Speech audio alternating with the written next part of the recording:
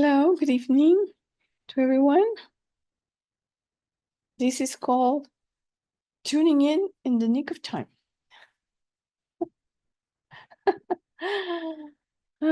Okay. Let's take a breather. Let's start with our breath. Get acquainted with our breath. Kind of bring our mind to this moment, to this space, to this activity.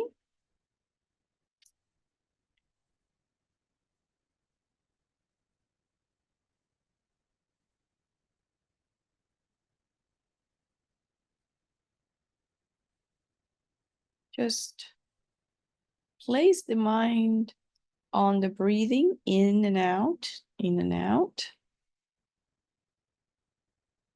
doing our best not to get distracted, letting the thoughts just go by, keeping our mind on the breath.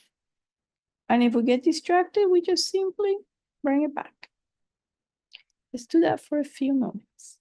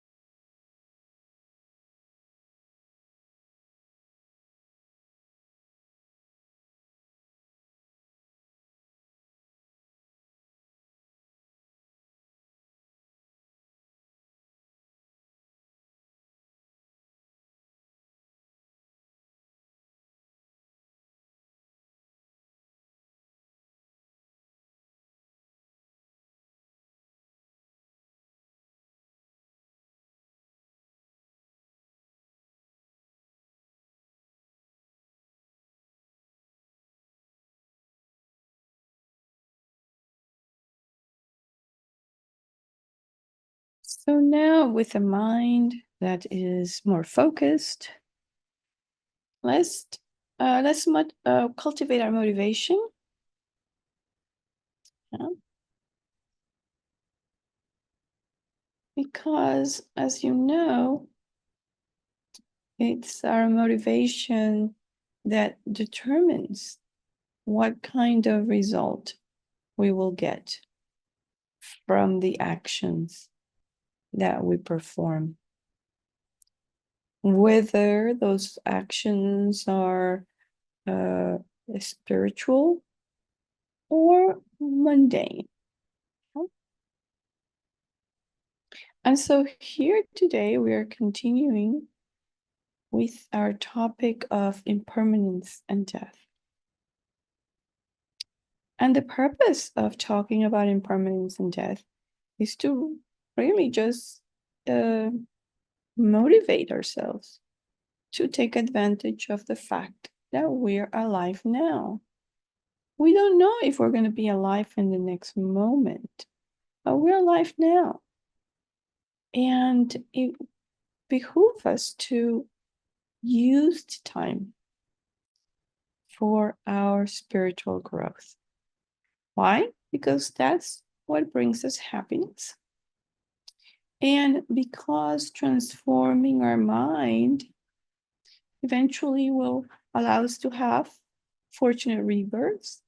And further down the line, it will allow us to attain liberation from cyclic existence. And even further down the line, we can attain Buddhahood. Yes. But this is not just for our benefit, because there are innumerable beings out there throughout the entire universe who have been and continue to be and will be in the future kind to us. Yeah? Sometimes in our present world, it may be difficult to see the kindness, but if we look closely, we will see that every single sentient being has performed in the past, is performing in the present, and will perform kindness towards us in the future. Okay? And they're suffering just like we are. And so it makes no sense for us to pursue our own well being, completely ignoring their suffering, their situation.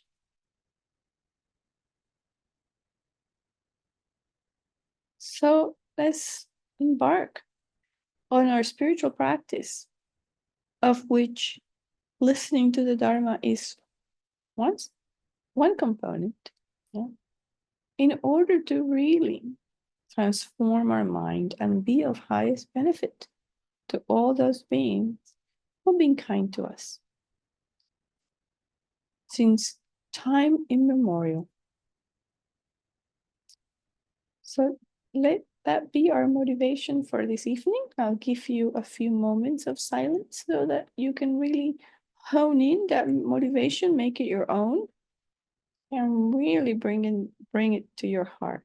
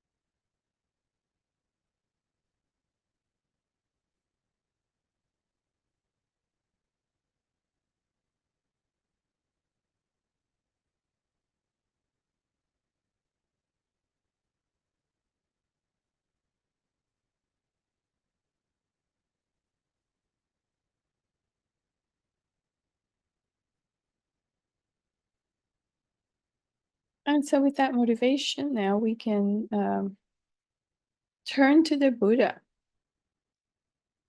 We can visualize the Buddha in the space in front.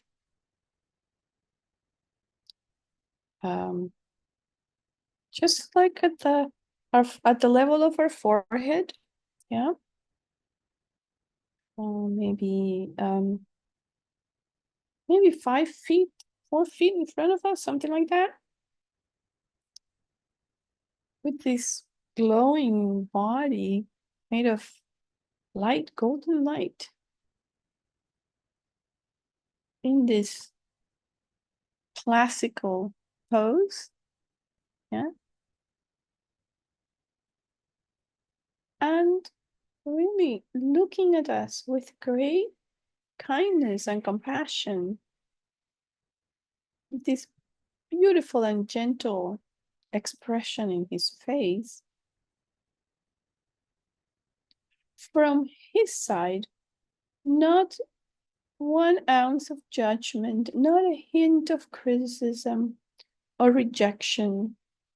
Yeah, everything that flows from the Buddha to us, to all sentient beings, is just loving kindness, compassion, understanding, and really seeing our potential. Things that we sometimes don't even give to ourselves. And the Buddha is there. And all of these things he is given from his side to all of us, to all sentient beings. And so what we need to do is open our hearts. We need to open our hearts to receive that, to really commit to being followers of Buddha, of his teachings. And we do that, at least symbolically, by repeating the refuge verse, hoping that by repeating that refuge verse, we can actually generate a mind of refuge, a mental attitude of refuge. Yes? Which is what is actually going to do the trick for us, is generating that mental state of refuge.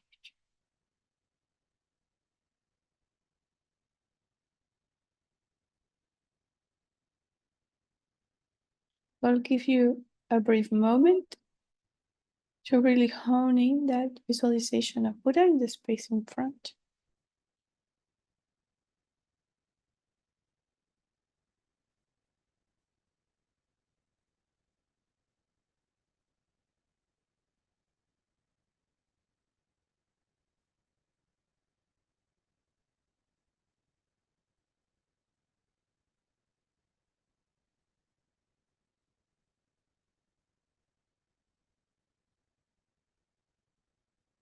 Bring to mind also all sentient beings. We can imagine that our parents are with us, our mother on the left, father on the right, all of our friends, family, everybody around us,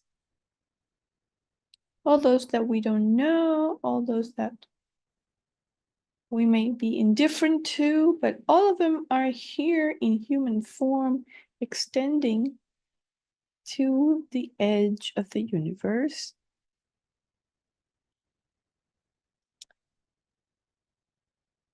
Even those that we don't like, imagine that. Even people that we don't like, we bring them here.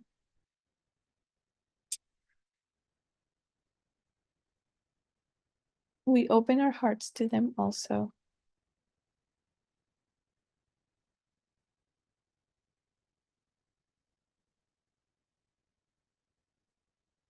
And with all that, let's recite the refuge verse.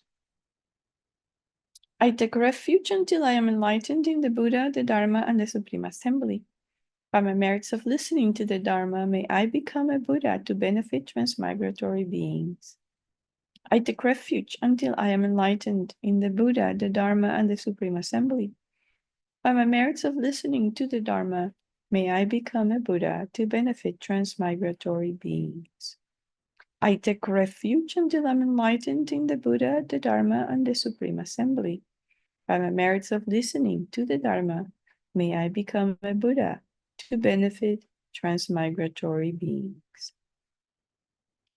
May all sentient beings have happiness and its causes. May all sentient beings be free of suffering and its causes. May all sentient beings not be separated from sorrowless bliss. May all sentient beings abide in equanimity, free of attachment and aversion.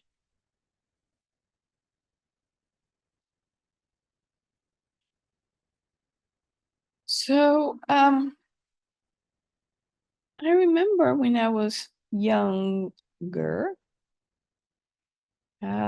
people used to say there were two sure things in life: death and taxes. So here we are to talk about death, and taxes are around the corner. But you haven't filed. You still have about 8 days to file. So those are the shortest thing in life. So we shall continue with this deep dive about death. And if I remember correctly, last time we were talking about the disadvantages of not remembering impermanence and death. We get started on that topic. And believe it or not, there are some disadvantages to not remembering impermanence and death. Yes, of course, this is something that we like to forget, but forgetting it's not good for us. Forgetting that we're going to die is not very good. And we're going to continue to see why not. Okay, why not? We would hope that we didn't have to be so focused on our own demise. But the Buddha says, keep your eye on that because it's very important. It has some, not doing that has some very serious disadvantages for Dharma practitioners. So we're going to continue to see what those disadvantages are. So, uh, so the disadvantage of not remembering the Dharma, yeah, we're not keeping our mind on impermanence and death, one of the things that can go by the wayside is remembering the Dharma. Yeah, we may not really be so focused on our Dharma practice.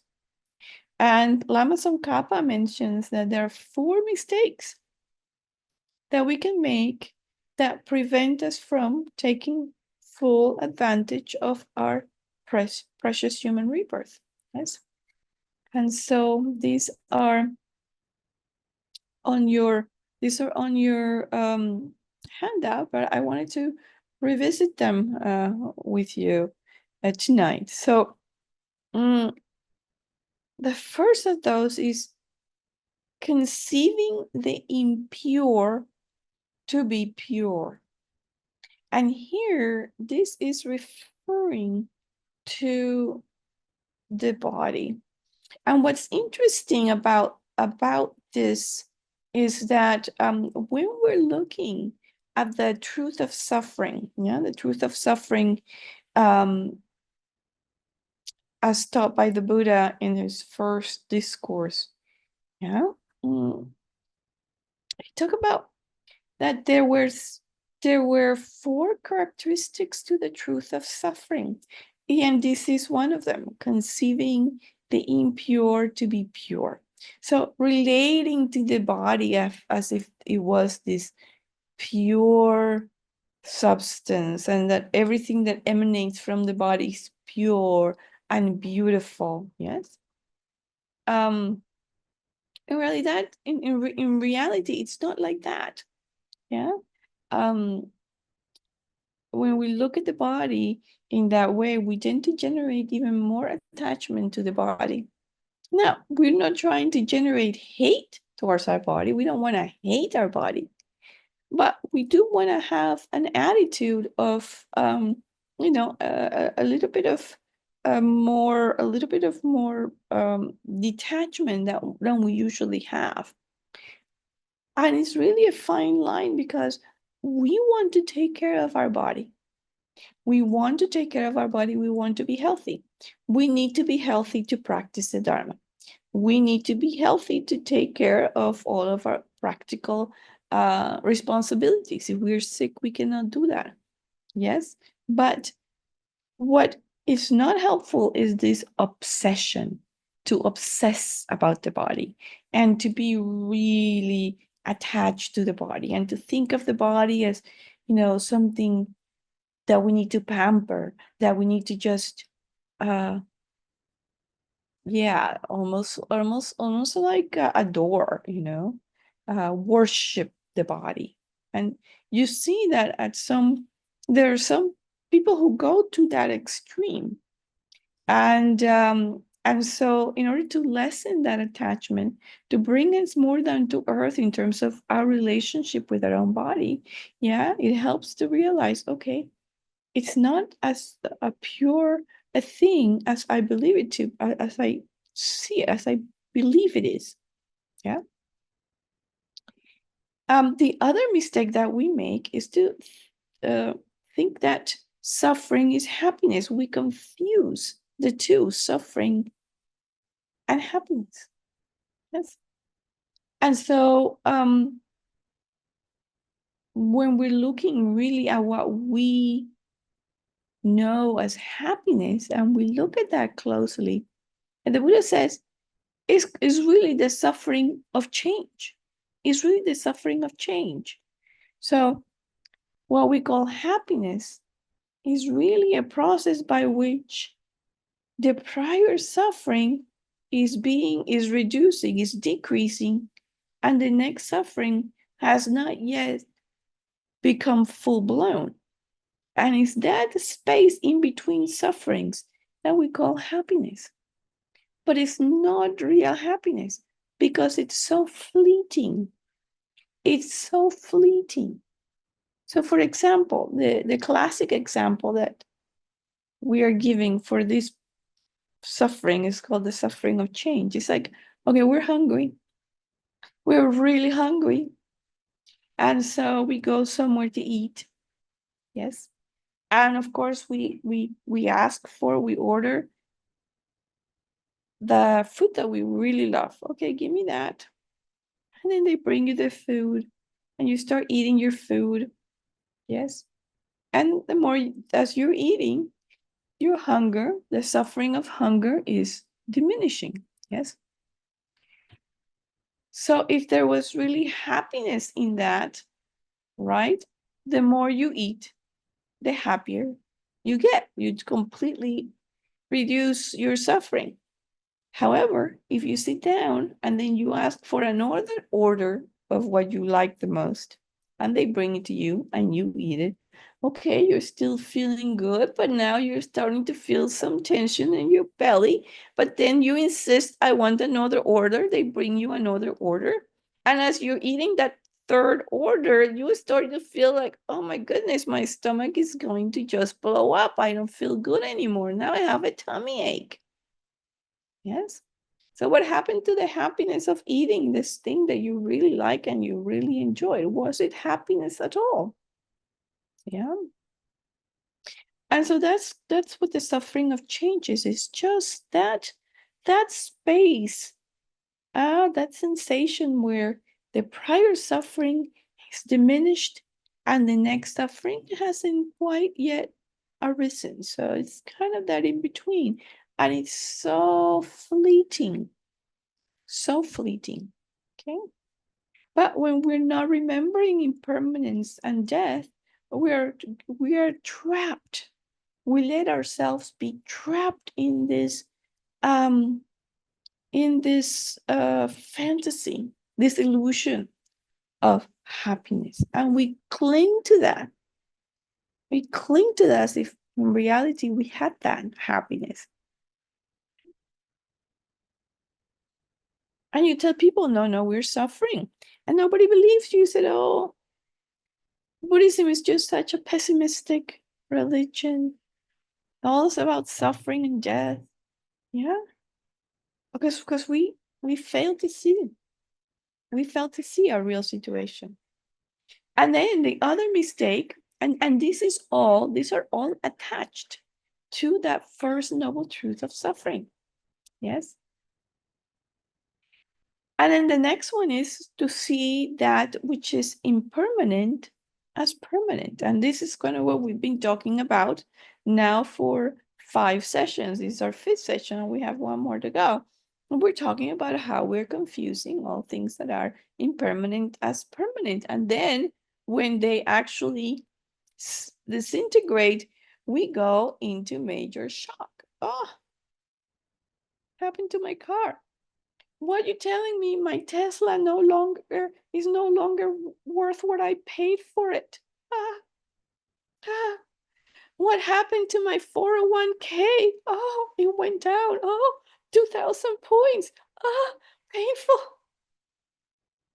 Yes, because these things are impermanent. And we think they're going to be permanent permanent. The market is going to be a bull market for the next decade. And then it can be a bear market once I retire. Yeah, once I retire, it can be a bear market because then I don't care anymore. Let the other people worry about it. Yeah. And then we have the last one, which is that we also confuse those things that are selfless, and we think that they have a self. We think that we have a self. We think that other people have a self. Yeah, we have this innate ignorance, this grasping at an inherently existing self. That is really the culprit. It's just that wrong view is the culprit of our being stuck in cyclic existence. So when we're not remembering the Dharma, we're not remembering permanence and death, we're not remembering the Dharma, all of these things are jumbled up in our minds and we can't see clearly. Yes, and then we wonder why we're so confused. We don't have these things clear. So these misconceptions prevent us from practicing the Dharma. Yeah. And initially, it's really the one about impermanent things being permanent that is the main cause of the problem. Because if we don't remember that this life is short and it's going to end at some point, yes, instead of putting effort into practicing the Dharma, we're gonna spend more money with worldly pursuits. Yeah, worldly pursuits. Okay. So, what do I do with my money now that we're in the bear market? Yes. Of course, we have to be practical. We have to be practical. And we have to have that fine line of knowing, when we are being practical and taking care of ourselves, which we need to, and when we're sort of going overboard and creating more problems for ourselves. That's part of developing our wisdom. That's part of developing our wisdom. What is realistic and necessary, and what is an exaggeration and something that we've added on that's bringing more harm than good to ourselves and to others. So the disadvantage, again, if we're not thinking about impermanence and death, the next disadvantage is, we don't remember to practice the Dharma. We just keep on putting it off. Okay, no, I won't die today, so therefore I have tomorrow. So tomorrow I will practice the Dharma. Tomorrow I will study. Yeah. Or one that I am very familiar with is, okay, I am going to sit down now and I am going to study my text. And as soon as I grab my text or my computer to look at the text, I sit down, I grab, and then I can think of another 5 things that I need to do right that very moment. Huh. Oh, but I can't sit down to do this because there's that other thing over there that I left in the room that I didn't. Yes, so okay, so I put down my computer back and then I get up and then I go do that thing over there. Then I come back and now it's done. Okay, done. Now I can concentrate because I couldn't concentrate before because I had that thing in my mind. But now that I've done that thing, I can concentrate. So I do that. And then guess what? There's another thing. And then another thing. And before I it's already been 2 hours and I've been just doing this and that and this and that and not quite getting to my text. So it says putting it off. I'm putting it off because there's always something more important. Okay. This is also this procrastination is a form of laziness. I've discovered all my little quirks connected to laziness. Yes. So um there are 3 types of laziness and you'll find them in your handout too, but it's like, okay, wait, what are you telling me? It's not enough with having one type of laziness, but now we have 3 that we have to try and cope with and overcome. Like, she's like, give me just one for heaven's sakes. One seems to be already a lot to deal with. All right. So this one of procrastination is one form. Let's do it later. Let's do it later. Let's handle these other things first because they seem more important at this moment. So we do that, and then we never get to, or when we do, it's only 5 minutes. Like when I get to my test, and this is, I'm not exaggerating. I get to my test, and it's already, I'm studying my text, and it's like already 10 o'clock at night. And my attention span at 10 o'clock at night is like 10 minutes. But you see, and then I said, well, but I'm tired. I'm tired. I've done a lot today. Okay, I've done a lot today. So I am going to read my text right in my bed. I'm gonna read my text because that's so much more comfortable. Yes, I deserve comfort. This body deserves comfort. Hello, body has toiled hard today. Deserves comfort. So I'm reading my text, and guess what's happening? I'm falling asleep. So I planned the whole day to read the text, and really, I got in 10 minutes with a sleepy mind just before going to bed. This is procrastination. Okay. So then we have the laziness of being busy. Laziness of being busy. Today I have so much to do. I'm so popular. Yeah, I get the guys calling me because they want me to go and help them with this thing. Or, I have a friend that's going through a hard time and she just wants me to go have lunch with her. And then after that, I have to go to the library because I need to borrow a book. And after that, my other friend said, why don't we go for coffee? Because I need to tell you about my latest relationship debacle. And and then or if you're a guy, the guys say, okay, listen, let's go and play some ball. We're gonna have a little basketball game with the guys in the park. Please come, we need you because you're the star of the team. You're the one who really makes us win, and we have to win. Okay, so and then from there, don't worry, we're just gonna go to the pub and get some chips with beer. That'll be like the perfect. And then that you go home, and then your partner says, "Listen, honey, I have the list of the things that you need to do. Uh, Go to the store and grab this and that." And that's the life. Busy, busy, busy. If you're working at an office, then you bring your work home, and then you're busy doing work at home, and going on and on and on. And then we don't have time for study or for meditation. That's the laziness of being busy, not carving out some time, dedicated time to study and meditate. Yes. And then on top of those two, as if it weren't enough to have two to deal with, the third one is the laziness of thinking that we are not capable. I never really thought that that was a type of laziness, but it is according to the scriptures and our teachers.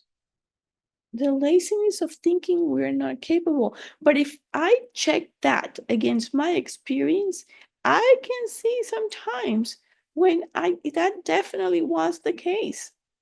Yeah. Things where I'm not even trying to do it because it's easy to ask somebody else to do it when actually I could have done it myself. But I was too lazy. And so I said, no, I'm not capable.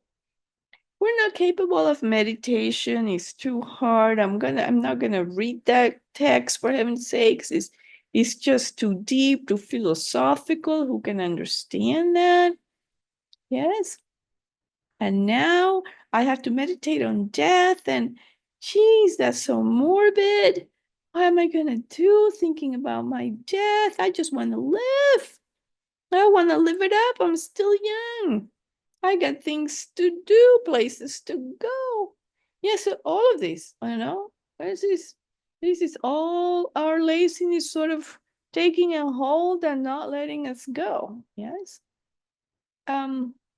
Sometimes we quit even before we try. It's like, that meditation is just yeah, it's not sitting well with me, that topic. Why am I going to meditate when I can just go and experience it? I'll go to the store, I'll go to the mall, and I'm just going to experience all that frustration and deal with it on the go. Why do I have to meditate on anger and patience? I can just feel it because, you know. So we have to look at ourselves and look at how this laziness sort of manifests in our study and practice of Dharma. And the thing is, if we are not really, um, we haven't really developed this understanding of impermanence and death, it's so very easy to give into laziness. Yeah. So that's why impermanence and death is really an important topic to get us going. It just gets us going. So if we don't remember impermanence and death, our practice also becomes impure. Yeah. So impure really means polluted by attachment. Yeah. Stained by the preoccupation with the 8 worldly concerns. So the 8 worldly concerns, also called sometimes the 8 worldly dharmas, yeah, really show up in our mind. It's not like they just show up out of the blue. It's like the 8 worldly concerns is the sauce where we are sort of immersed in all the time.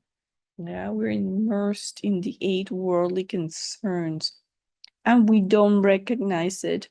And in order to overcome that, yeah, we need the push of remembering impermanence and death. And so these 8 worldly concerns are really 4 pairs of opposites.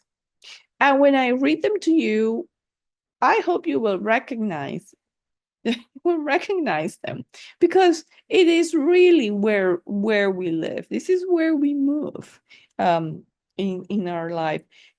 Being happy when we get material things, when we have material things, when we buy material things, and then unhappy when we don't get them, when we don't have it, when people don't give us a gift. Yes. Or when we lose them, when they break down. So that's one. Number 2 is being happy when we're experiencing pleasurable situations, things that we like. And then unhappy when we're not. Unhappy when, we try, not just being unhappy when sometimes we reject anything that's not pleasurable. Yeah, So we try to avoid it. We have this attitude of not wanting to get near anything that we label as unpleasant. But yet we attach and we desire and we go after everything that we label pleasant or pleasure. Okay, so that's number 2. Number 3 is being happy with fame, with good reputation. Yeah, we want people to talk good about us. We want people to know us as good, competent, handsome. Yeah. What else? Intelligent. Yeah. And then we're unhappy if we have a bad rap, if we get a bad reputation, if somebody talks bad about us, if they, yeah. And then that goes very closely with the last one, which is being happy when we are praised and unhappy when we are criticized. So if we really look at our situation in our life, yes,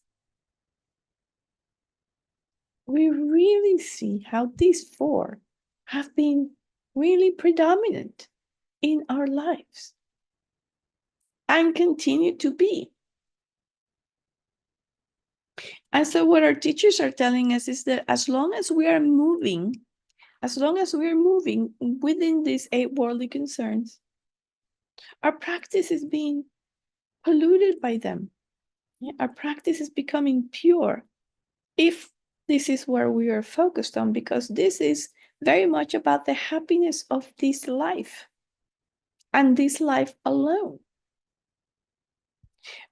And a spiritual practice in the Buddhist context really begins when we start thinking about and living for the happiness of future lives. Yeah. So if Dharma practice begins when we're thinking about the happiness of future lives, then when we're acting from the point of view of the happiness of this life alone, then that's really damaging our practice. That's really taking us back, step back.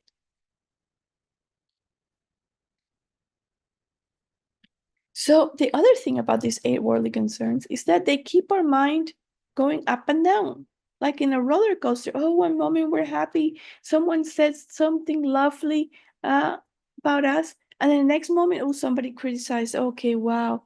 Oh, gee, that's the end of the world. Somebody says, oh, you have a good reputation. You have a good reputation, and everybody likes you, and you know, we want you to come back and see us again. And oh no, somebody complained about you. Yes. Yeah, you were saying some things that were not right. So we're not gonna invite you again. Oh no, oh no. How horrible is that?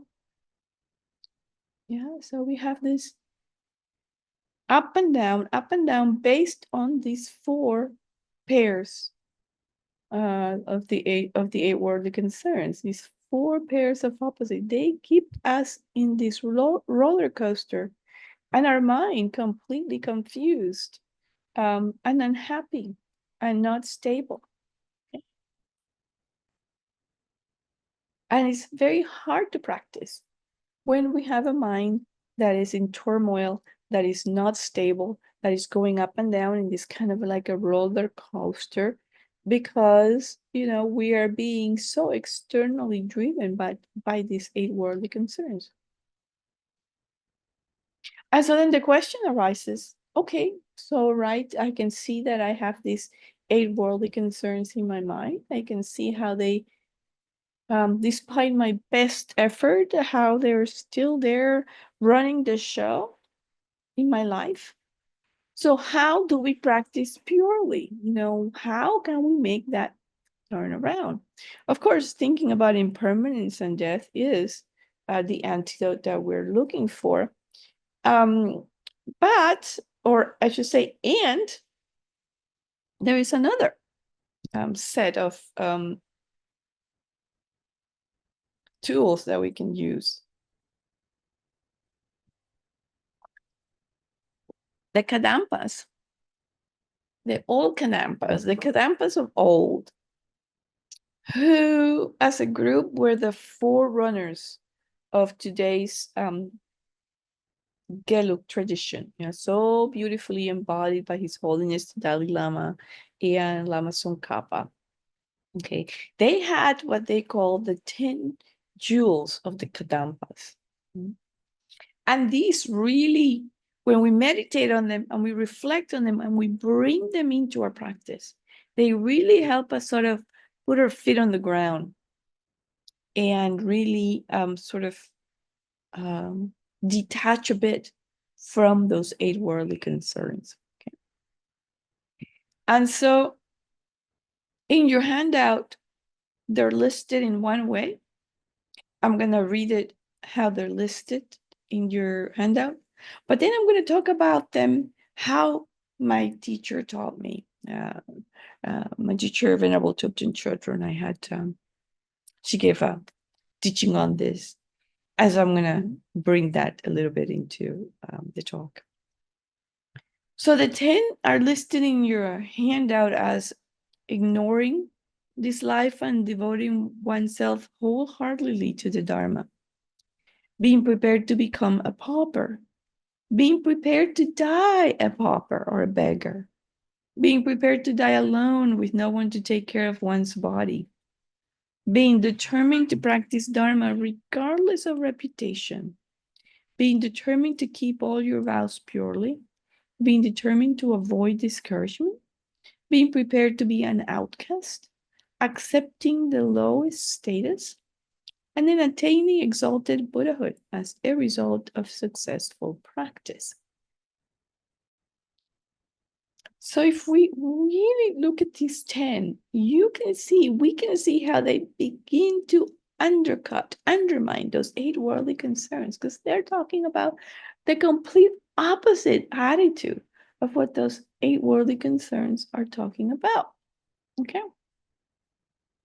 So in her teaching, when Venerable Thubten Chodron was teaching about this, she said that the first 4 are called the 4 trusting acceptances. The 4 trusting acceptances. And it goes like this. The first one, she says, as our innermost outlook in life. So here we're saying it's not this intellectually driven attitude, but it's at our innermost, in the depth of our hearts. That's how strong it has to be, in the depths of our heart. Being willing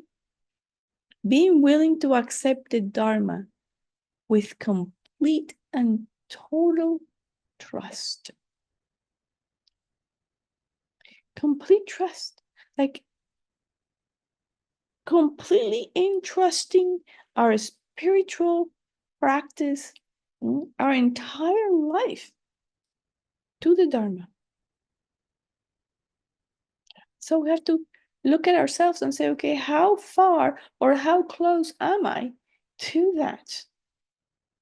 How strong is my trust in the Dharma? How do I trust the Dharma? Why do I trust the Dharma? And if I would like to increase my trust, what do I need to do? Yeah.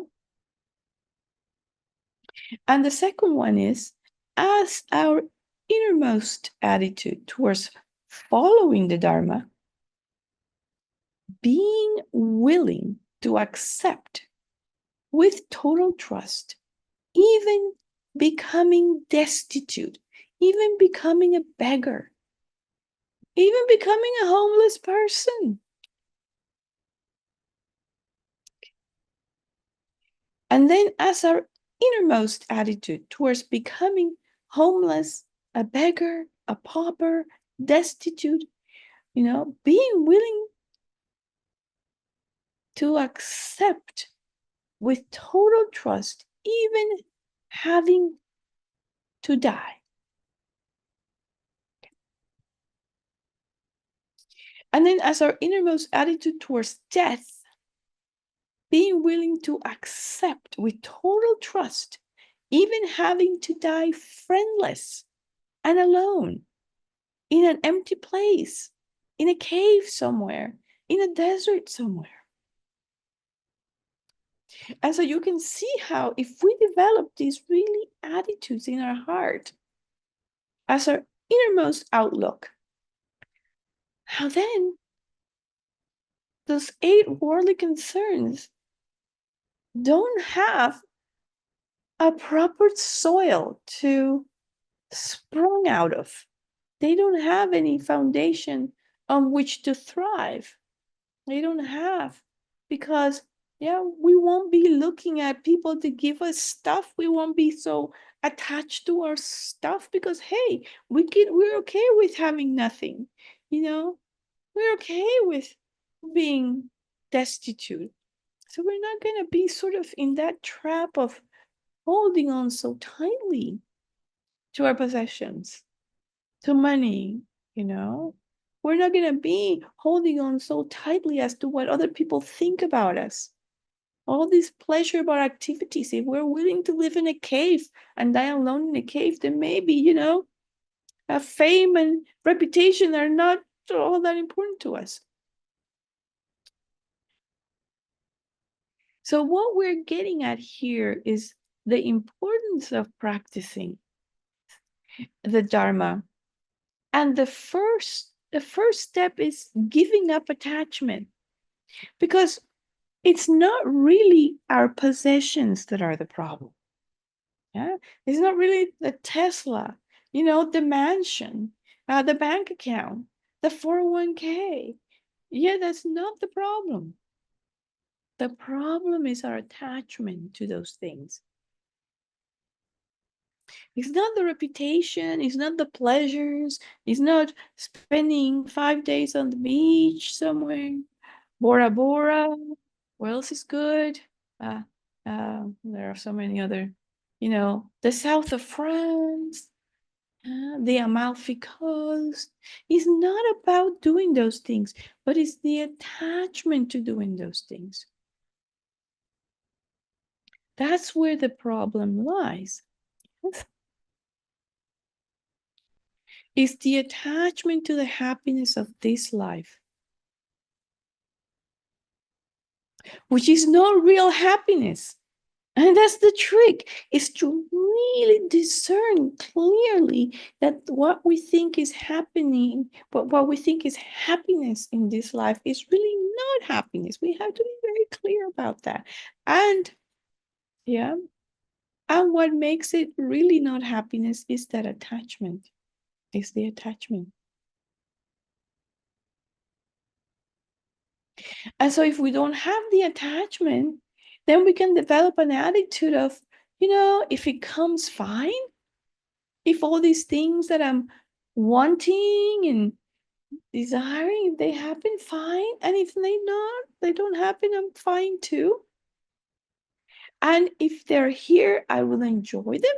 If somebody gives me a cake, I will eat it and I will enjoy it. And then I will let that pass.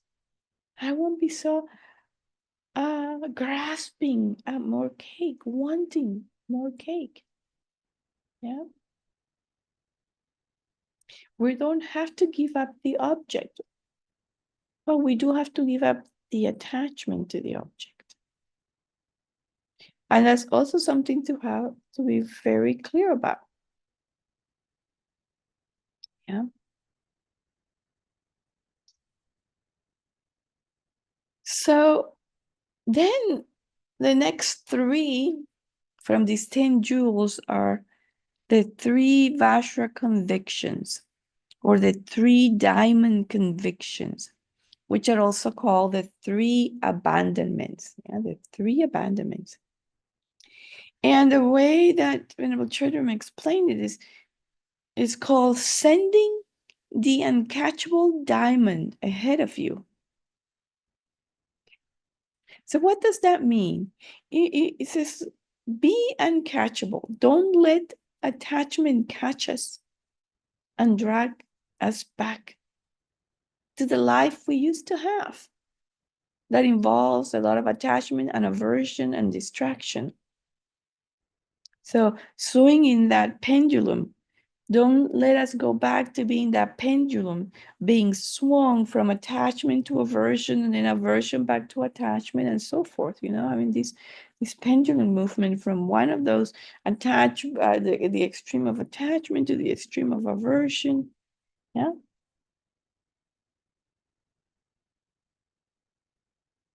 And yet having the realistic attitude that, okay, we've had attachment for so long, we can even barely recognize what attachment is because we've just been in it for so long. And it's going to take time to learn to identify what is attachment, to learn to identify how it makes us feel, what are the results of attachment. Yeah. Oh, that's a beautiful dog. I see. Ah, what a cutie. Hi, cutie. So cutie. Hello. Listening to the Dharma, getting those imprints in there. That's good. So, yeah, yeah, recognize, yes, we're attached.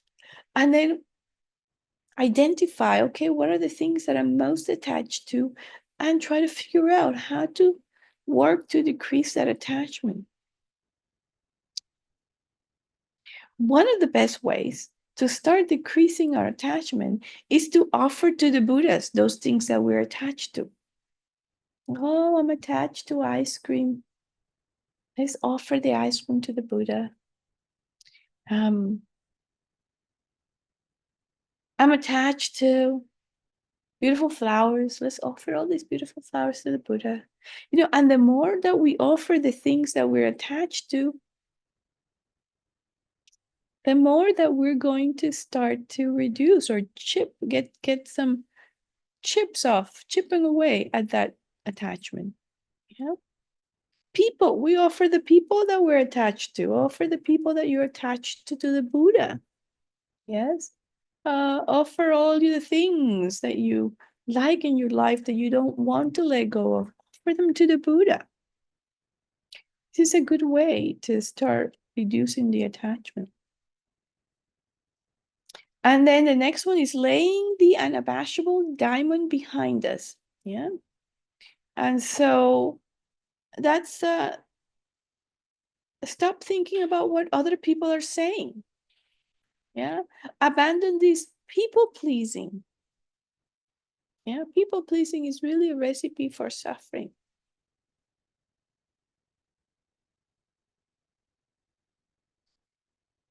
And then the third one in this group is keep your wisdom diamond by your side. That means carry your practice with you continuously without giving up your practice, without being caught in your in concerns that are of no practical use. And giving up the mind of discouragement. Not trying to not get discouraged so easily. And then the last three, I'll call mature attitudes towards being expelled, finding, and attaining. And so being willing to be expelled from the ranks of normal people. And you have to sit with that. You have to sit with that for a moment. Being willing to be expelled from the ranks of normal people. And you have to sit with that and figure out, okay, am I really okay with that? Am I really okay with that? To what extent I'm okay with people looking at me weird? Like, why doesn't she have any hair?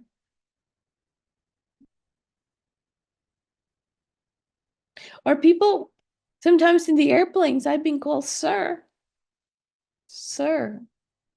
Okay. So being willing to be spelled from the beings are normal people. Yeah. How? And yet these masters, these Kadampa masters lived by this. Yeah. And really, when you really try to develop that fortitude in your heart, it really starts uh, eliminating the mind that is concerned about what other people think and say about you. And even beyond that, the next one is even more dramatic. It says, being willing to be regarded among the ranks of dogs. Dogs. Um, yeah. It just means that we have to be willing to face hardships in our practice. We have to be willing to go through hardship in order to transform our mind. Yeah, in order to progress along the path. Because the path has so many obstacles and we don't know what obstacles are going to come up. So we have to have fortitude to hang in there. Hang in there no matter what goes wrong. Yeah. And then the last one is the cherry on top, because it says being completely involved in attaining the divine rank of a Buddha. And that really just summarizes basically what our practice is all about. Our practice is all about becoming Buddhas. Yeah. And that goal really merits whatever hardship we can encounter. That goal merits our effort. Yeah. And it merits giving up on these worldly concerns that only make us unhappy anyway. Yeah. It's like we're not giving up anything that makes us happy. We're giving up everything that makes us unhappy. It's just that in our mind, we got that twisted. We got that confused. Yeah. Okay. So the fourth disadvantage of not remembering impermanence and death is not practicing seriously or continuously. And I mean, we know, I am sure you know people who are one month they're so gung ho about Buddhist practice, the next month they're so gung ho about something else, and then they get tired of that and then come back to Buddhist practice, and it's like, you know, without consistency, you're not gonna get anywhere. Yeah, we have to persevere even through the hard times. There was a monk when I was a lay person. Um, who said, no, this was not the monk. It was a teacher who was teaching, and I don't remember which teacher it was. But he says, you know, if you meditate, let's say for 3 months, and nothing happens, you have a horrible time during your meditation, nothing happens. You're like so discouraged because there's nothing happening in your meditation. You're not feeling like you're making any progress. All of a sudden, after 3 months of nothing, you get some whiff of something in your meditation. And then he says, but you couldn't have gotten that whiff if it hadn't been for those 3 months when you sat there and you got nothing. He said, so sitting there and getting nothing is what provided the opportunity for you to sit there 3 months down the line and get a whiff of something. Huh? But we expect something the first time we sit down and meditate. We expect to see lights and whistles and what is it called? Fireworks and I don't know, something. We expect that to happen the very first moment we sit down to meditate. And then if it doesn't happen, oh geez, this is nothing. I'm just going to go somewhere else where I can have instant gratification, because we're into instant gratification. And then that was it. That was the end of that. Yeah. But yeah, then we get stories of how some of our teachers meditated for 3 years in a cave and got nothing. And the moment they decided to give it up and they were on the way out, what? They got the flash of light in their head after 3 years of sweating it. Yes. So let's not be discouraged by what we perceive to be, lack of progress, because we don't know what's happening in there. And it could be all of those things are accumulating, all this merit that we're accumulating, and all of a sudden, when we least expect it, there'll be some inspiration coming through. Yes. Then the fifth disadvantage is that we make no effort to control our negative mind. And we therefore create negative karma, because we're not thinking that we're going to die tomorrow. So today I can have an explosion. I can say and do whatever I want, because tomorrow I can confess, tomorrow I can purify, and therefore I'll be fine. I'll be fine. Let's try not to develop that attitude. um,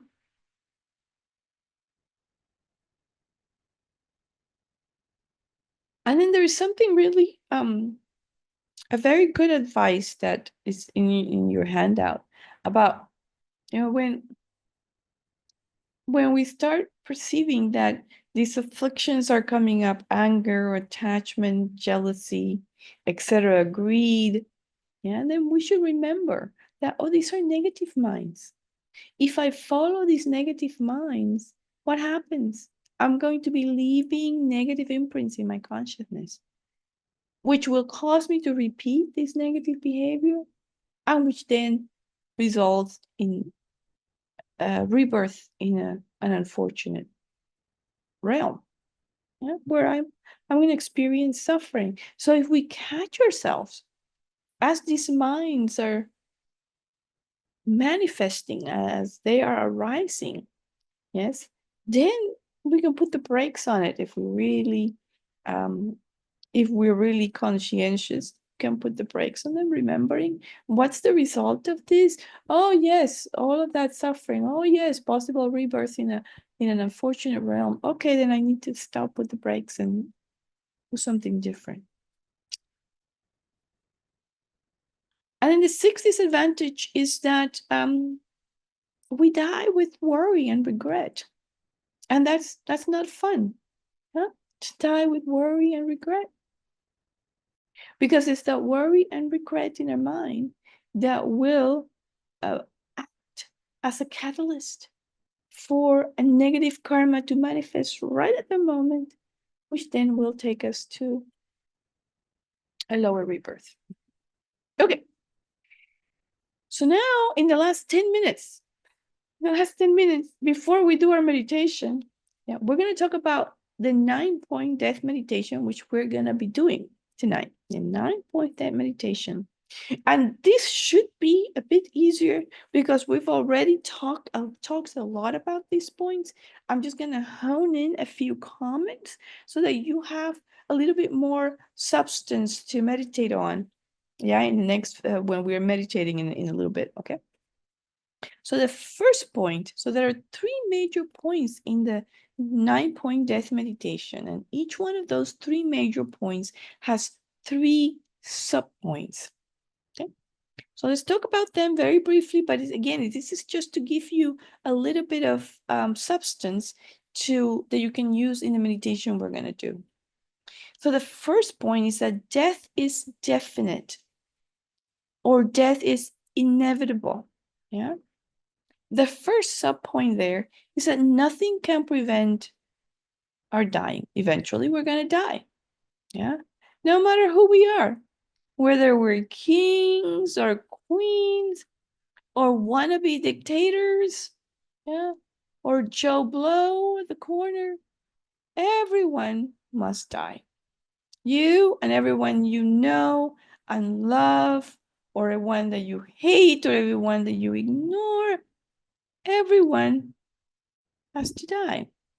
And what really sometimes gets me when I'm doing this meditation is when I think about, geez, you know, in 100 years, 100 years from now, from today, no one that I know or have heard about will be alive. No one that I know, no one that I care about, no one in 100 years will be alive. And that just really gets me, that really sobers me up. Yeah. Then the next sub point is that our lifespan can't be extended. There's no way to extend our lifespan. When it's time for us to die, we will die. We cannot turn back the clock. And as I mentioned last class, each moment is bringing us closer to death. And the last point in that category is that we will die even if we have not had time to practice the Dharma. Okay, so what's our conclusion? Our conclusion there is we must practice the Dharma. We must practice the Dharma. I must practice the Dharma. Then the second major category there is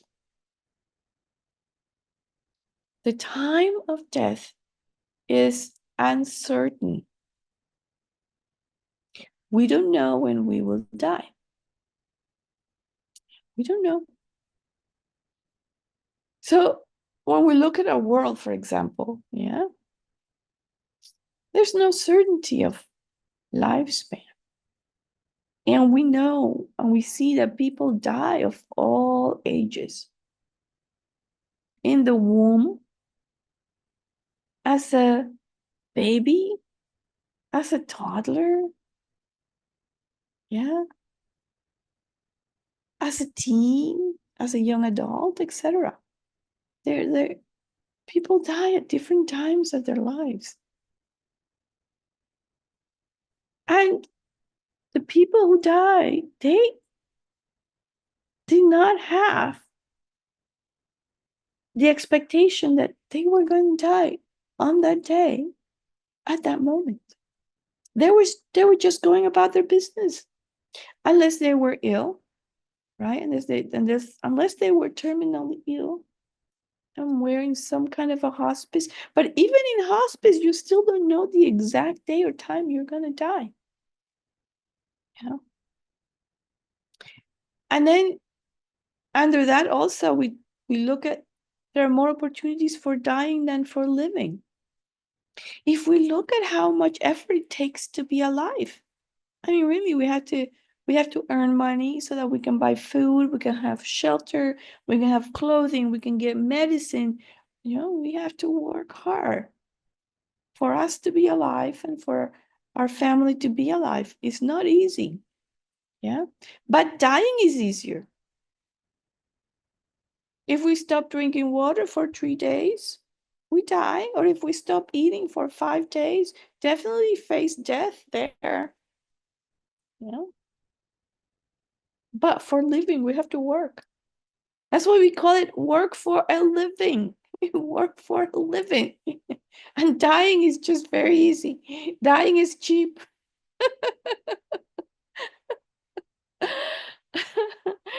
Okay. And then our body is extremely fragile. Extremely fragile. We have to get in touch with that. With our fragility. Even tiny little microscopic organisms can kill us. So then the conclusion for that part of it is we must practice the Dharma now, consistently now, starting now. And then the last of those three major points is that nothing else but the Dharma can help us at the time of death. Wealth, money doesn't help. friends, relatives are no help. Not even our body is of any help because our body is failing us at that moment. So the conclusion is we must practice the Dharma purely. Okay. All right, friends, we have 15 minutes left of the class. And in that 15 minutes, we are going to do this meditation. We're going to dive even more deeply into this topic by doing this 9-point death meditation. And what I will do is that I will remind you of the major heading of the category, and then you're going to remember these points, that sub-points that we've talked about, and you're just gonna reflect on them and see how they apply to your experience, to the experience of people you know and love. And try to really come up with a conclusion, and I will remind you what the right conclusion is for each one of these categories of this 9-point death meditation. Okay, so let's start with let's do some 3 deep breaths, cleansing breaths. Make sure that you're on the right position, your back straight, you're comfortable.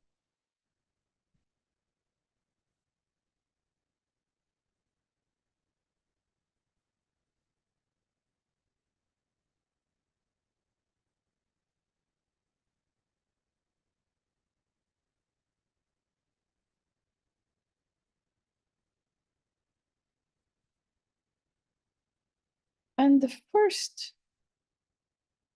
point is that death is definite, is inevitable.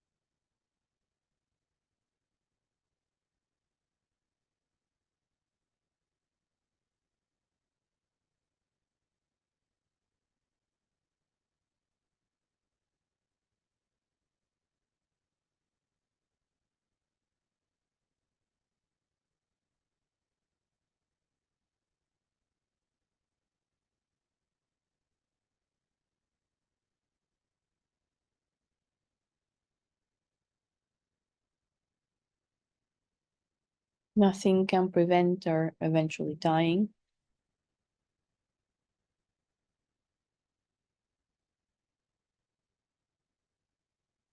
Your lifespan can't be extended, and you will die, even if you've not had time to practice the Dharma.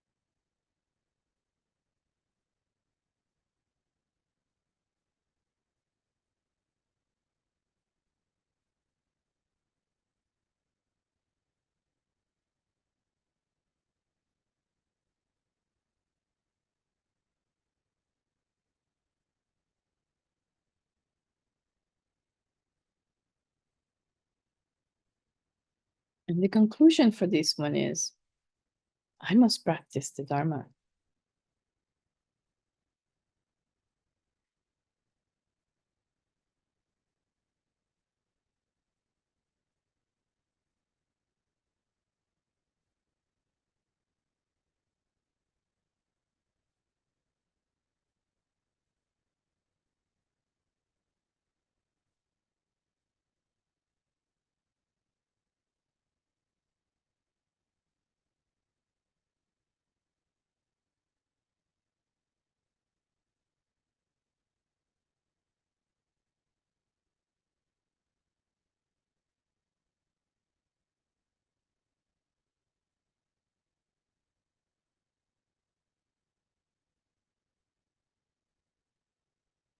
Now we go on to the next one, which is the time of death is uncertain. We don't know when we are going to die.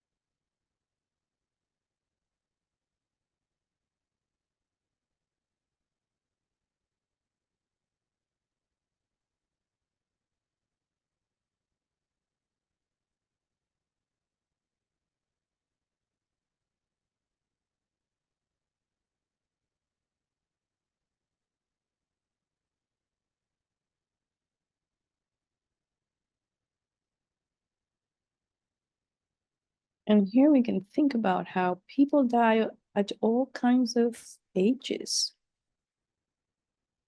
of all ages.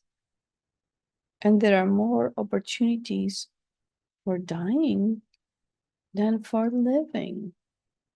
Our body is extremely fragile.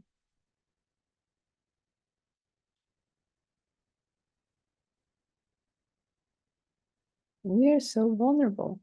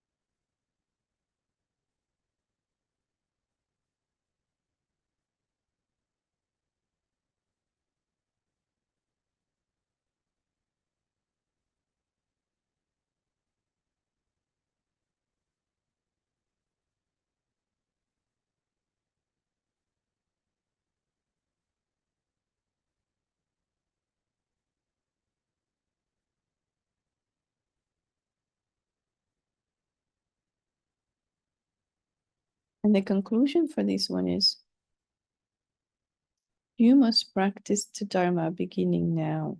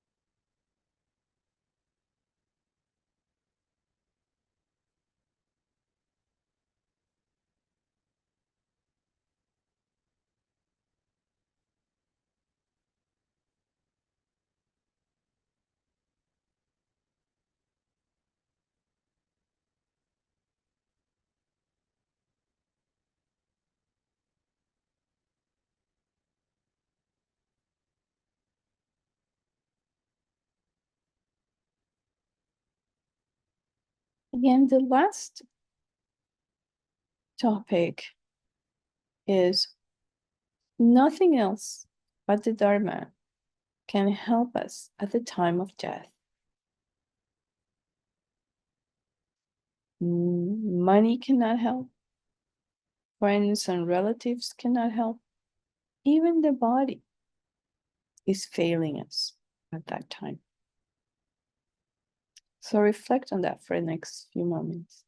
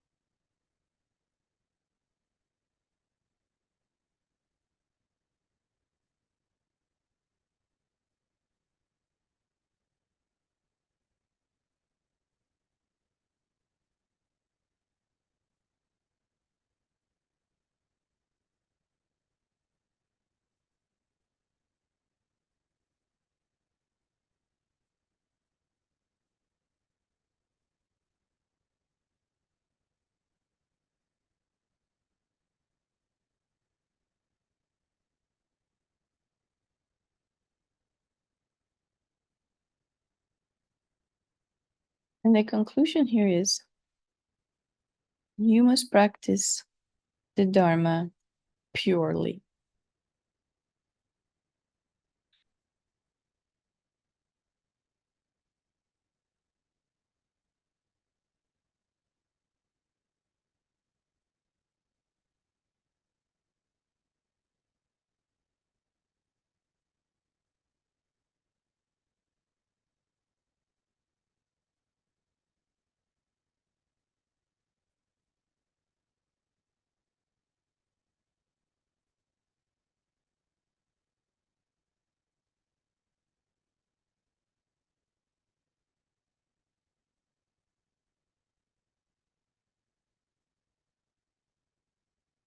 Okay. So that brings to conclusion meditation. We did it all at the same time, but it's really good to break it down and take one at a time and really spend time thinking about each one of those headings. Death is inevitable, the time of death is uncertain, and at the time of death only the Dharma is helping. So you're taking each one of those separately and really going deep into that, and do it for several meditations until you feel that you're starting to get it. You're starting to really find a deep resonance with that in your heart. So yeah, this is a great meditation and I like it a lot. Any questions? We could entertain a question or two before we close.